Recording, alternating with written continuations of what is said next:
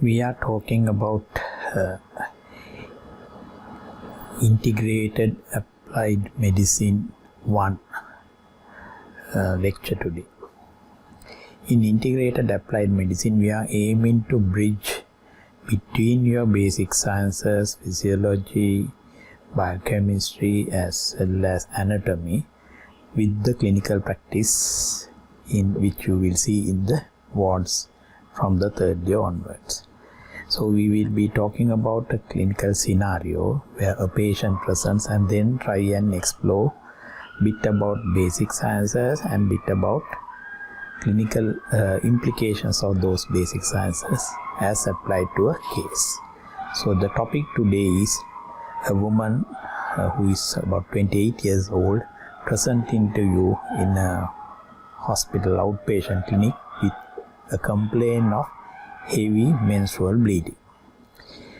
Now, menstrual related bleeding or any uterine bleeding which is abnormal is one of the commonest problems which we will encounter when you start practicing medicine, especially if you are going to be a family practitioner, a doctor who works in the outpatient department, or anybody who goes around in the society will be seeing so many patients with abnormal uterine bleeding. So this will be part of your core bread and butter knowledge about gynecology when you start practicing. So a better foundation is essential. So during this lecture, we will be talking about why we need to study heavy menstrual bleeding or abnormal uterine bleeding, and what are the reasons for that, and is it a common problem in our society? What are the other social, cultural practices which are associated with menstruation? How we treat people, women when they are menstruating, whether we need to change them, and what about the global outlook about menstrual hygiene? What are the things which we need to learn and know as doctors, whether it is male or female, about menstrual hygiene in our patients, and what we can do to modify and or improve their condition. All these things will be handled in this lecture, and some of them will be given out as activities for you. So I will give you some time, say about a week, before posting my answers for those activities. So in between the lecture there are a couple of activities which you will have to tackle, and then I would like to see your responses in the forums, asking questions or whatever discussions, and my answers or my explanations or whatever the clues I can give will appear to you after 1 week from today, by next Friday. So we will go through the lecture and see what we have to learn. Good evening. Today we are going to talk about heavy menstrual bleeding. As I spoke to you in the introduction, this will be a basic introduction or linking between your basic science knowledge and the clinical practice which you will start in the third year.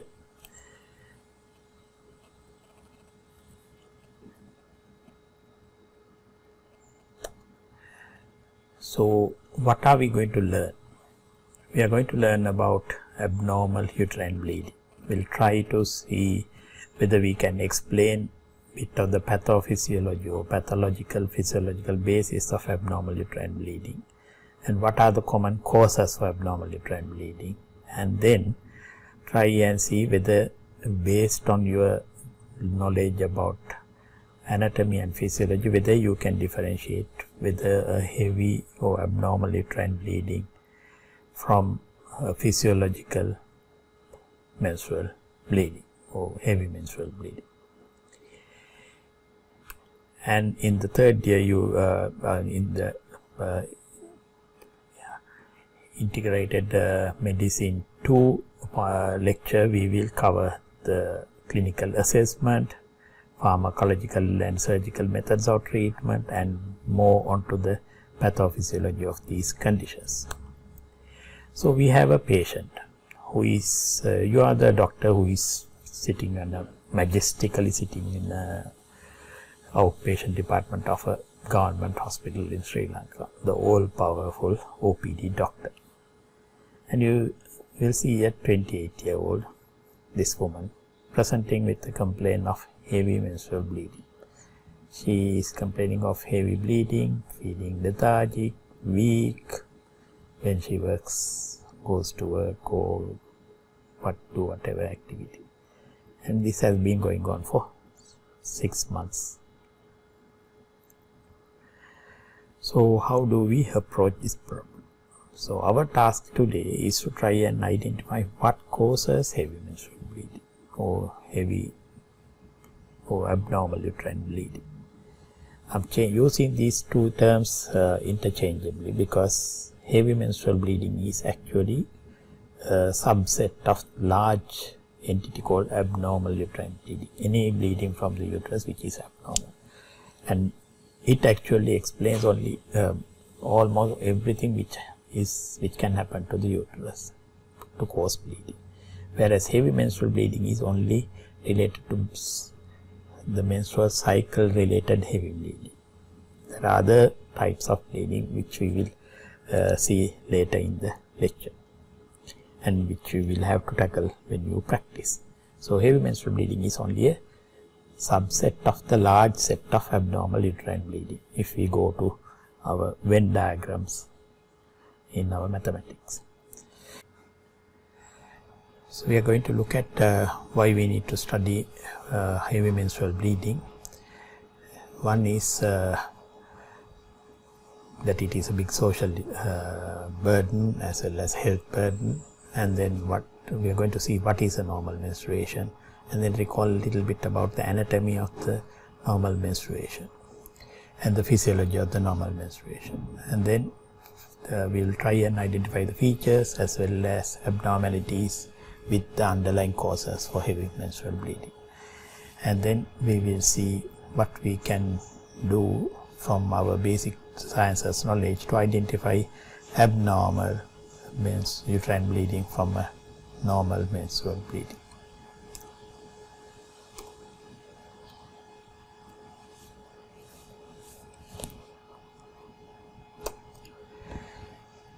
Abnormal uterine bleeding is a common gynecological problem. Actually, if you sit in OPD, 1/3 of your female patients will have something to do with their periods, and in a gynecological clinic it is the commonest reason.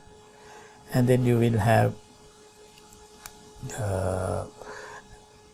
more common problems with menstrual bleeding towards the latter part of your reproductive life or in the early part of your reproductive life. In about 70% of perimenopausal, that is women close to menopause or after menopause, will have something to do with abnormal uterine bleeding. Estimations of economic cost in Sri Lanka is not available, but in America they have estimated it to be about 1 billion in 2007, and indirect cost is about 12 billion according to their estimate. It is menstruation is a big issue with socially and cultural practices. So if you have watched the Padman film, you will realize how bad it is in India.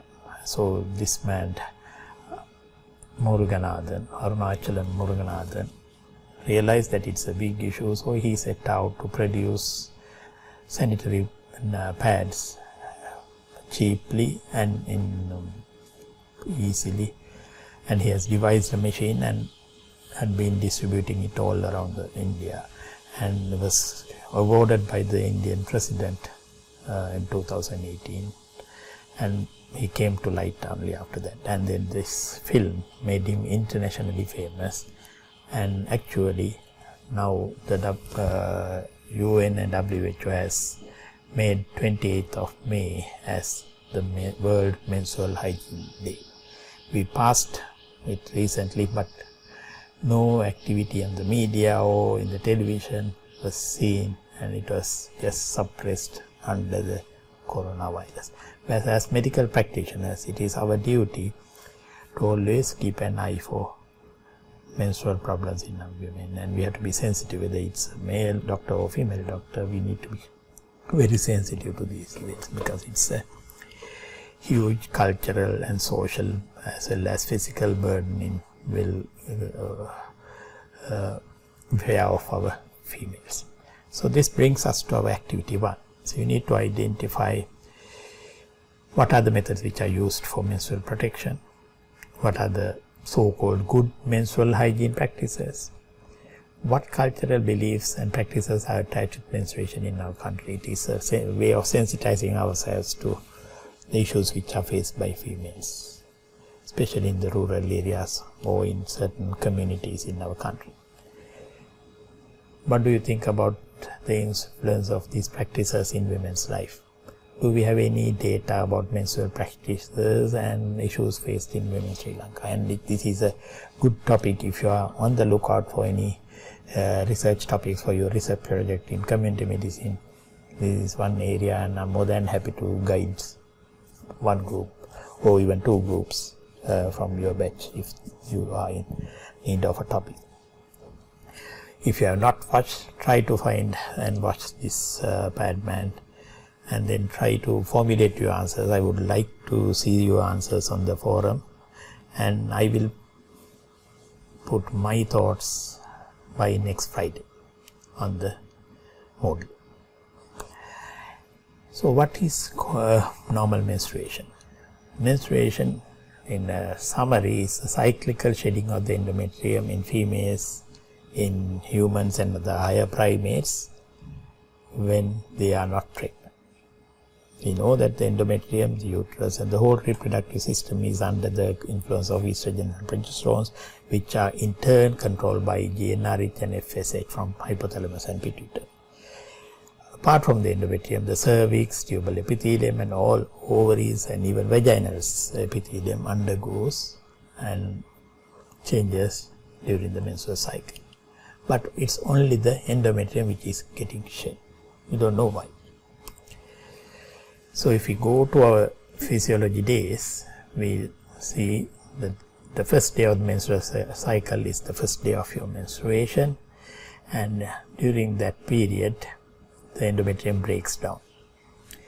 And then under the influence of estrogens which are coming from the developing follicle, which is recruited by FSH coming from the pituitary at the beginning of the cycle, more estrogens will start producing, and that will repair the endometrium and it will start growing. So by the time of menstruation, around 12th to 14th day, the endometrium is thick and grown. So this is the proliferative phase of the endometrium under the influence of estrogens increasing from the developing Graafian follicle.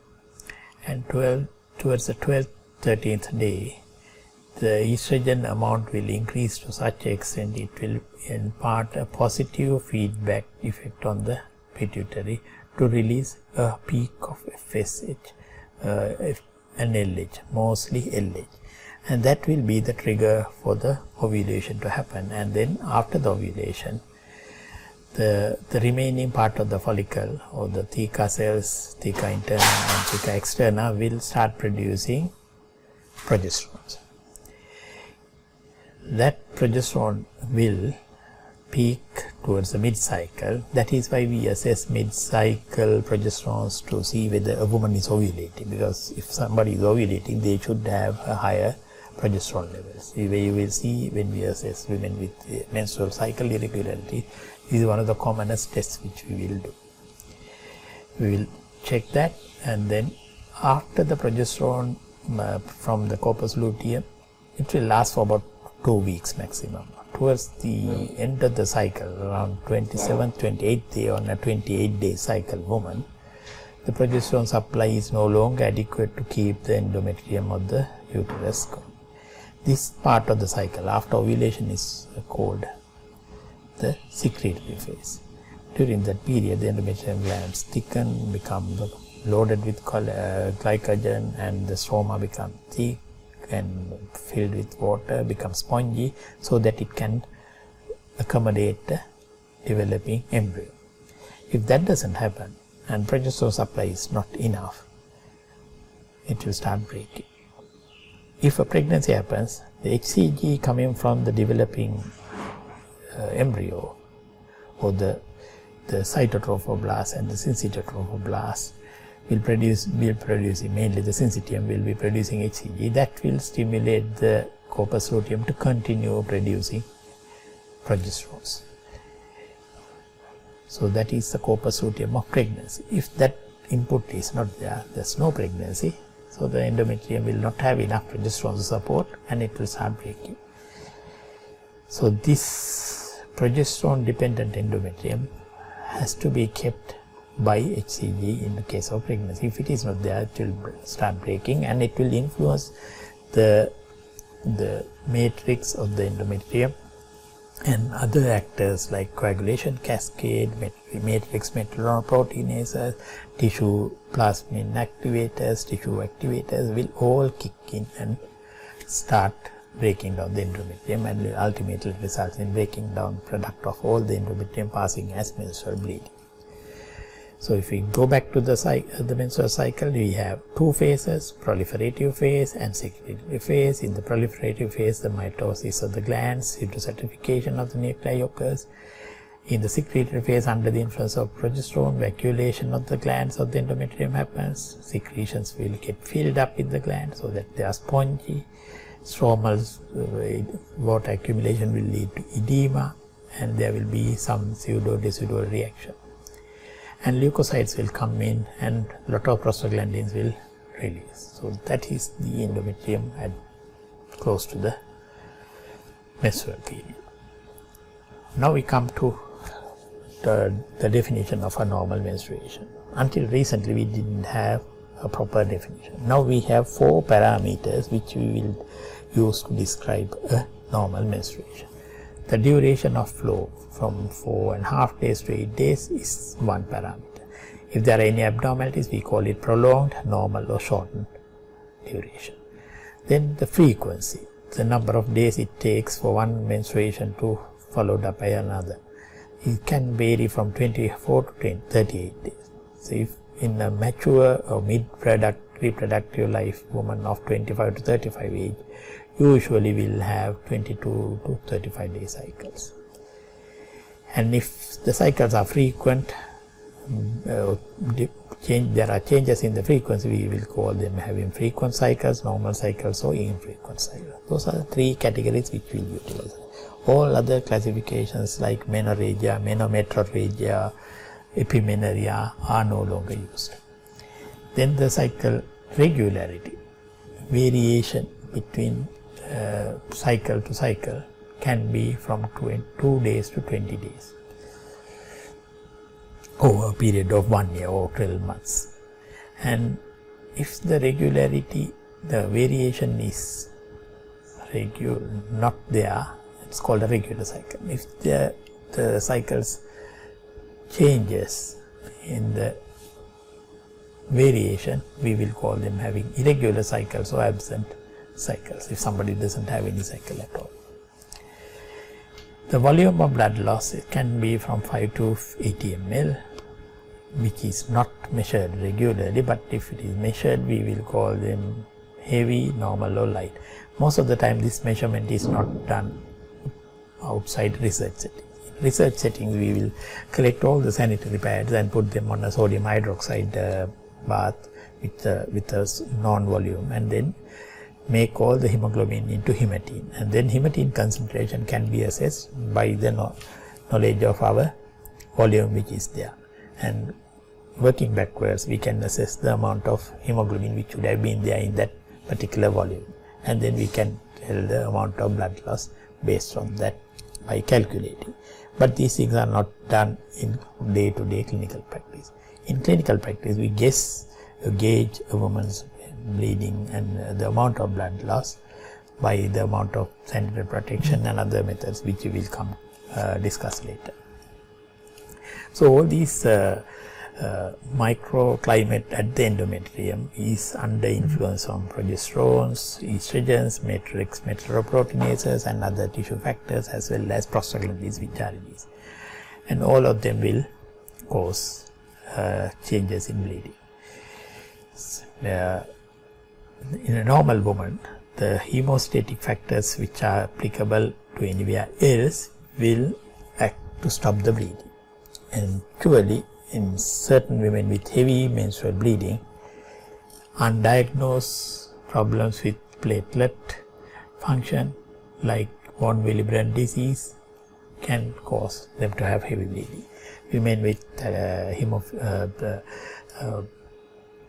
hormonal conditions affecting coagulation or platelet function will have heavy bleeding. Women with white cell disorders can have heavy bleeding. There are so many other coagulating factors which can cause, as well as our drugs which affect the coagulation can cause heavy bleeding.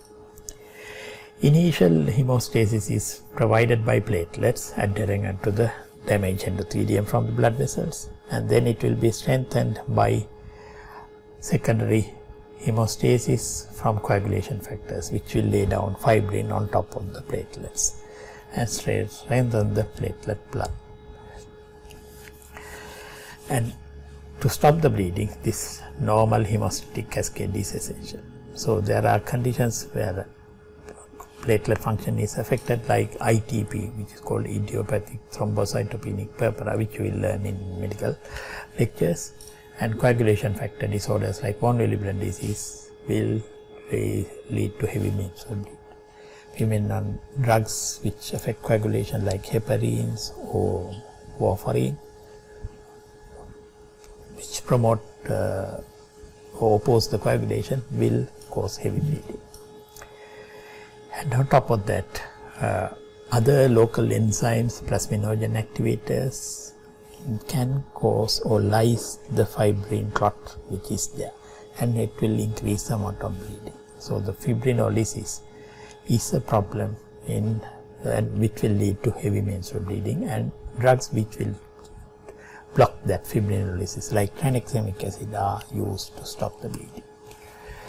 So we will have damage to the endometrial stroma, and the blood vessels will open, and it will release collagen, get exposed, and the blood vessels will undergo spasm, and there will be an ATP release which will bind to thromboxane, which will activate ultimately factor 10 and will form a thrombin clot which will act on the fibrinogen to fibrin mesh, and then it will be strengthened by platelets factors, and then will become a strong fibrin mesh to stop the bleeding. So that is the normal coagulation cascade. In endometrial level, plasminogen will act on this fibrin through plasmin and break down. So various positive factors like kallikrein, trisoplasmin activators all will promote the degradation of fibrin, and in turn will increase the bleeding. Whereas if we can stop the fibrin degradation, we will stop. So tranexamic acid is one example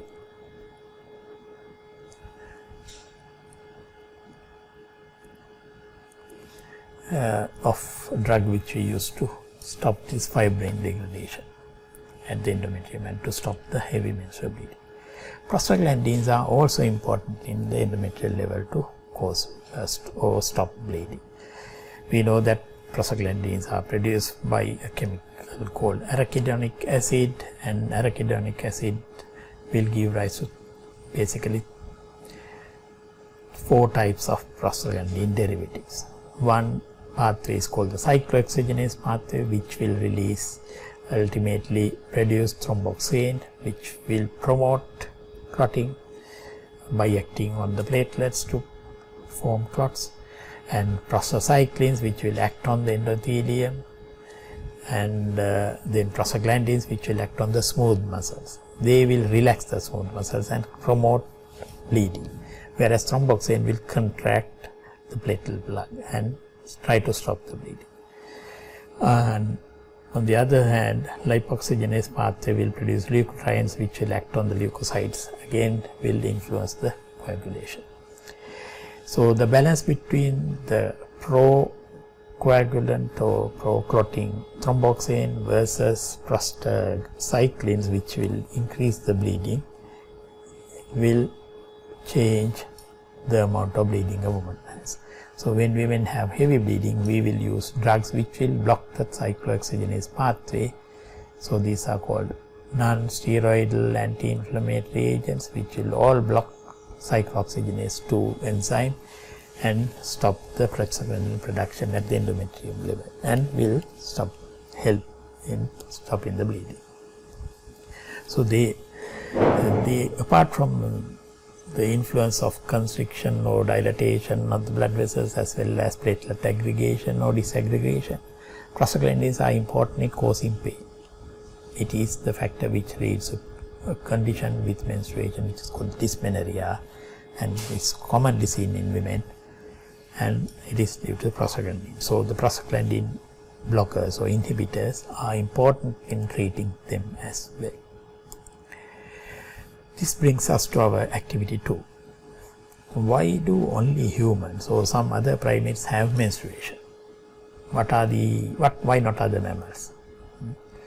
Are there any evolutionary benefit of us having menstruation?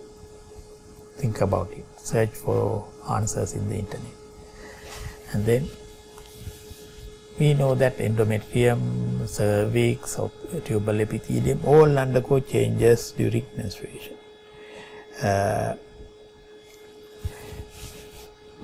But only the endometrium gets shed at the menstruation. Why?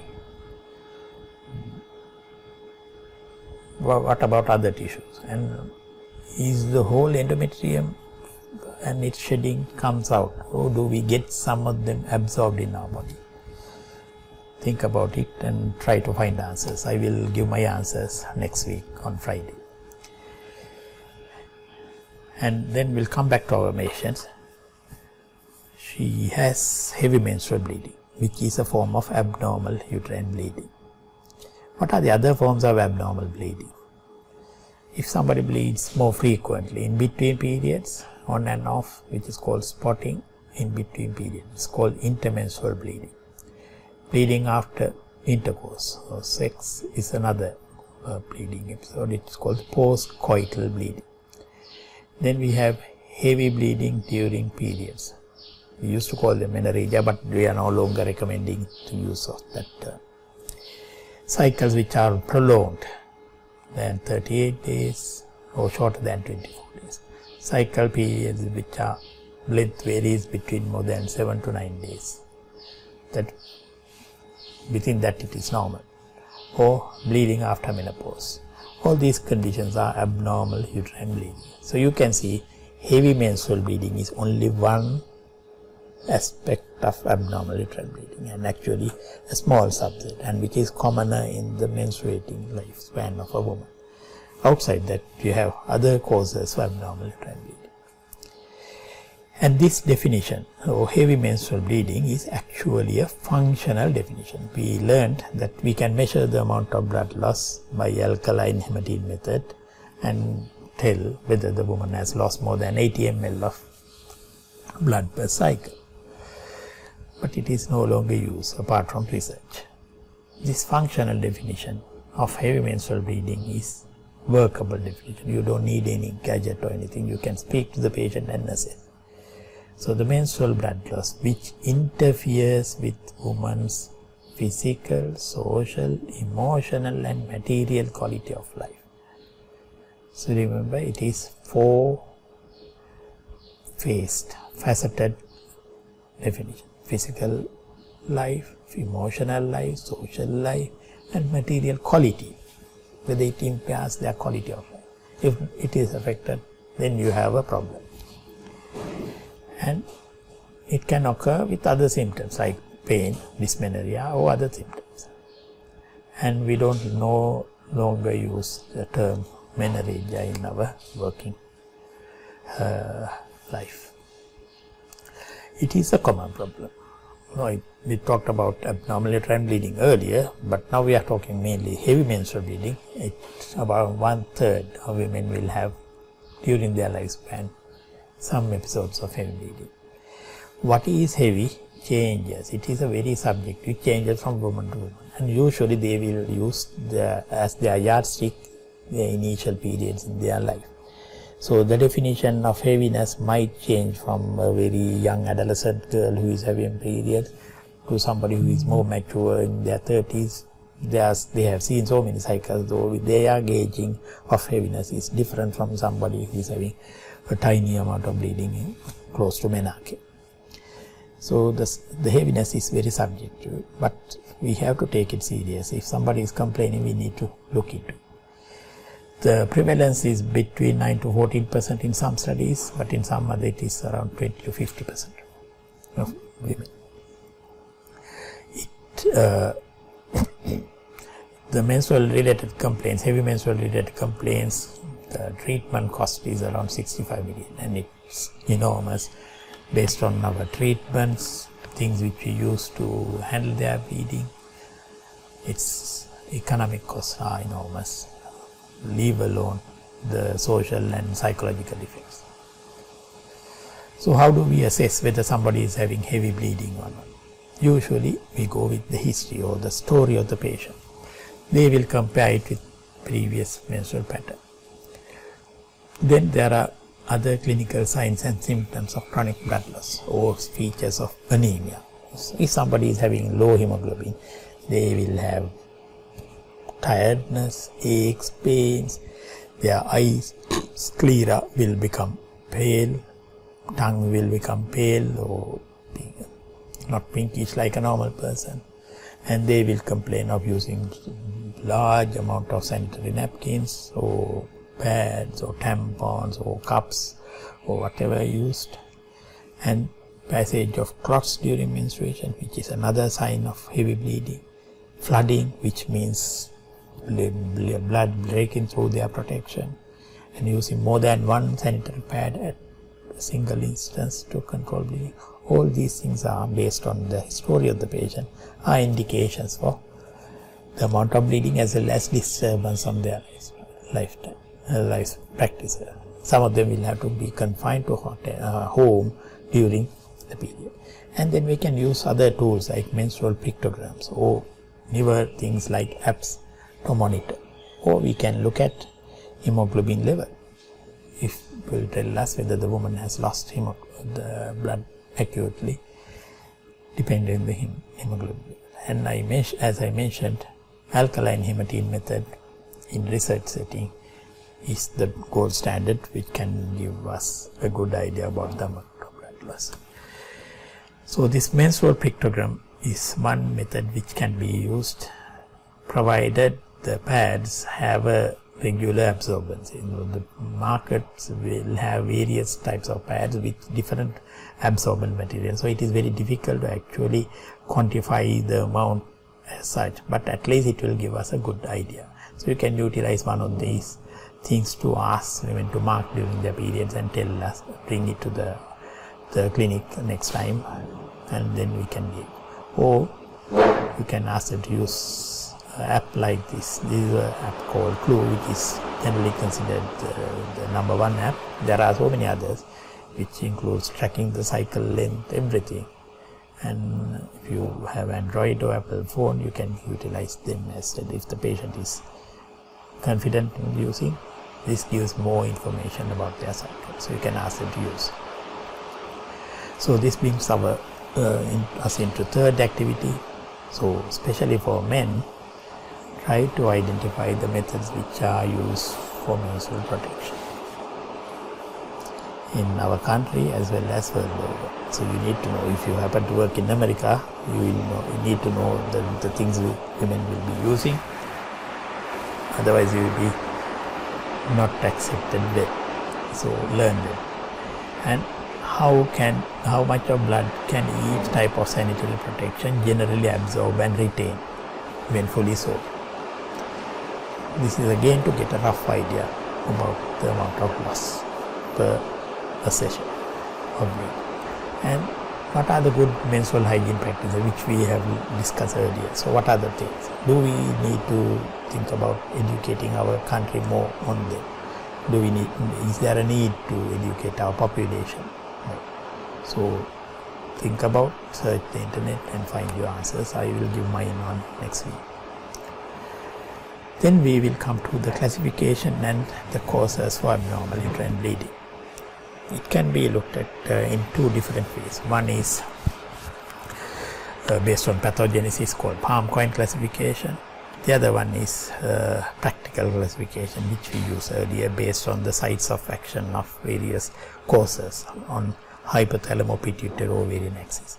So it is the old way, but in practicing we use it, but it's an old way. The best and the recommended way is to use the palm coin classification put forward by International Federation of Gynecologists Associations, which is called the FIGO, in 2011 and updated in 2018, and the standard classification which we use.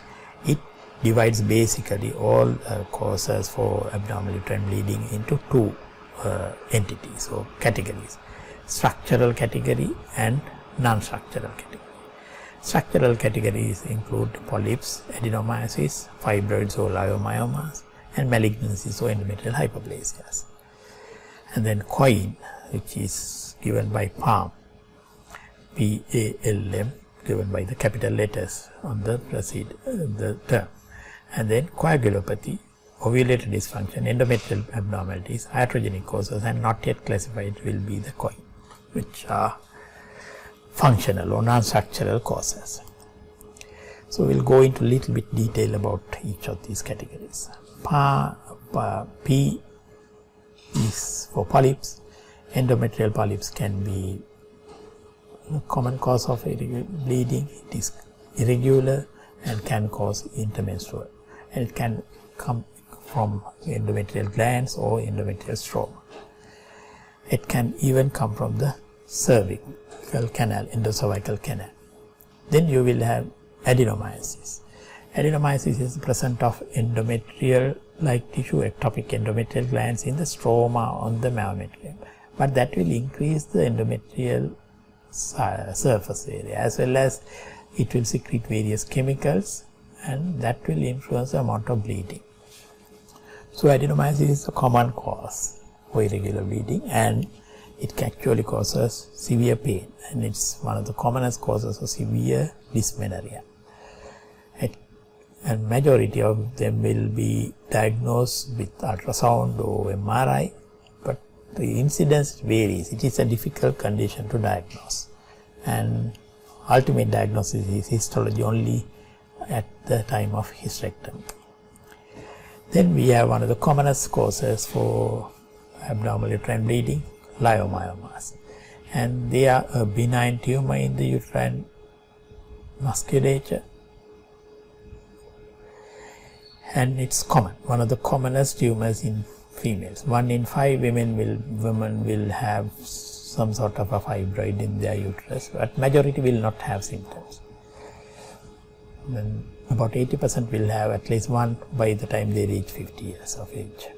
And the association between fibroid and abnormal uterine bleeding is very poor. We don't know really what are the reasons for them. I will be uploading a separate article on the pathophysiology of abnormal uterine bleeding, because it's extensive topic, but if you are interested, you can read through. That definitely will be of help when you are doing your clinicals to understand them. So advance warning, better to read that. And submucous fibroids which are under the mucosa of the endometrium, can distort the endometrial surface and can cause heavy bleeding, and usually they are one of the commonest reasons for abnormal or heavy menstrual bleeding. Then we comes to the nasty cause, which is endometrial hypoplasia or endometrial malignancy. Endometrial cancers are a common cause for irregular bleeding towards the latter part of reproductive life. After 40-45 years, we think about it commonly, and we usually take a sample from the endometrium. It is not a very common pathology, but in our country, it's the fourth most commonest cancer in women.